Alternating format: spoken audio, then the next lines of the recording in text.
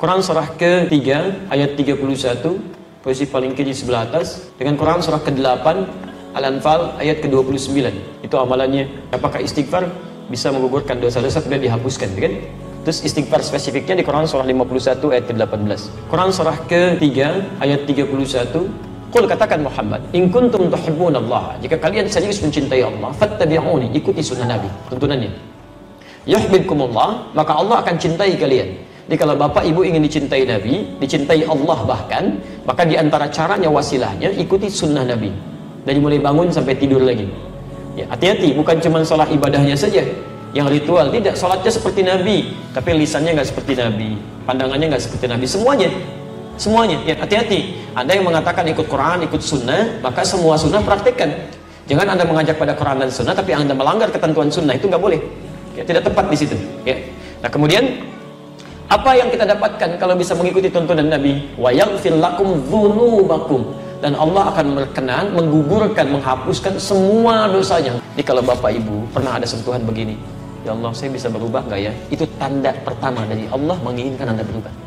Cepat ambil, jangan biarkan. Sebab kalau Anda biarkan, tidak mudah mendapatkan tanda itu lagi. Ambil. Rumusnya Quran surah 29 ayat 69.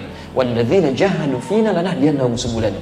Orang yang cepat merespon petunjuk kami akan bimbing dia untuk berubah. Bahkan nanti ada yang berubahnya drastis. Quran surah kedua ayat 138. Ya, sibghatallah wa man ahsanu minallahi sibghah. Ya, ada yang disibghah. Sibghah itu kayak dicelupin. Ya, pernah bikin teh celup? Kalau dimasukin ke dalam airnya basah nggak tehnya? Basah. Ada orang yang dicelup langsung, disibghah. Jadi begitu dia tergerak untuk berubah, tiba-tiba seluruh perilaku hidupnya berubah, kata-katanya berubah, pakaiannya berubah, penampilan berubah. Itu sibghah namanya. Ada yang dicintai oleh Allah Subhanahu wa Ta'ala. Kalau sudah seperti itu, apa yang terjadi? Maka peluang pertama, langsung dihapuskan semua keburukannya, termasuk catatan amal buruknya. Selesai. Tidak diungkap, disimpan. Sudah, kalau dihapus bersih itu habis, selesai. Nggak ada apa yang mau dibacakan, dihapus. Bahkan ada di antara mereka yang masuk surga tanpa hisab. Ya, bukankah sahabat Nabi Umar bin Khattab radhiyallahu ta'ala anhu masuk surga tanpa hisab? Siapa Umar sebelum masuk Islam? Tapi nggak pernah disebutkan sekarang, nggak pernah dikenang yang seperti itu, berubah menjadi kebaikan. Ya, lihat, Umar dulu menjadi musuh Nabi, keras terhadap Nabi, didoakan oleh Nabi, masuk Islam, berganti kebaikan dari keburukan. Ya, Quran surah ke-11 ayat 114. Indah sekali. Apa bahasanya? Aqimis salata tarafai minan nahar wa zulafan minal lail. Innal hasanati yudhibnas sayyi'at. Ketika banyak berbuat baik, keburukan-keburukan akan dilupakan. Takwa meningkat. Oh mayyattaqillah. Siapa yang meningkat takwanya? Lihat kalimatnya. Yukaffir anhum sayyi'atihim. Dia hapuskan semua keburukannya. Diciri orang yang tobatnya diterima, dosanya diampuni, maka akan dijaga oleh Allah untuk berbuat dosa yang berulang. Dijaga, matanya memandang yang baik, kalimatnya baik, semua bagus, takwanya meningkat, ibadahnya rajin. Apa kata Nabi? Umar masuk surga tanpa hisab. Hisab aja nggak ada, bagaimana mau dibacakan catatannya? Nggak ada hisabnya, masuk aja. Selesai, buku kamu ada, dijaga, ditahan. Sudah, kamu masuk aja. Indah gitu kan?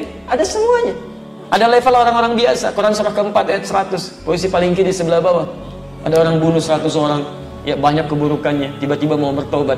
Kata Syekh pada saat itu, kata alimnya, pergi ke tempat sana, berubah kamu. Kamu bukan tidak bisa jadi orang baik, cuma lingkungan kamu nggak bagus, membuat kamu selalu buruk. Hijrah. Begitu dia berangkat di perjalanan, jalan, Allahu Akbar. Apa yang terjadi? Baru sampai sejengkal mau ke tempat-tempat dia belajar, jarak lebih sejengkal di pertengahan. Tiba-tiba maut datang lebih cepat dari apa yang dia duga, meninggal seketika. Apa ayatnya kemudian berbunyi? Turun berita, masuk surga dia. Karena di jalan dia tobat digugurkan dosanya. Dia beramal soleh, cuman sejengkal. Siapa yang berusaha mau berubah, mengikuti tuntunan Allah, mengikuti Rasulnya, tapi tiba-tiba belum sempat dia berubah sepenuhnya, baru keluar rumahnya untuk berubah, Masya Allah, maut datang lebih cepat dari apa yang dia duga. Pahalanya tertuliskan di sisi Allah Subhanahu wa Ta'ala. Tobatnya diterima, keluar langkahnya ada pahala, masuk surga dia. Ada orang datang kepada Rasulullah, ya Rasulullah, saya berislam, saya tobat, masuk Islam, syahadat, gugur dosanya, naik ke unta, untanya terperosok, untanya jatuh, dia jatuh, dia meninggal, untanya mati. Kata Nabi, ini orang paling beruntung sama kamu, amalan sedikit masuk surga. Anda kurang apa lagi? Pernah bunuh 100 orang?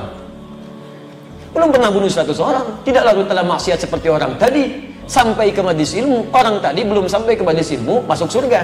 Anda sudah masuk ke sini, belum bisa masuk juga. Salah Anda apa? Mungkin Anda nggak mau tobat gitu kan? Kapan mau berubahnya?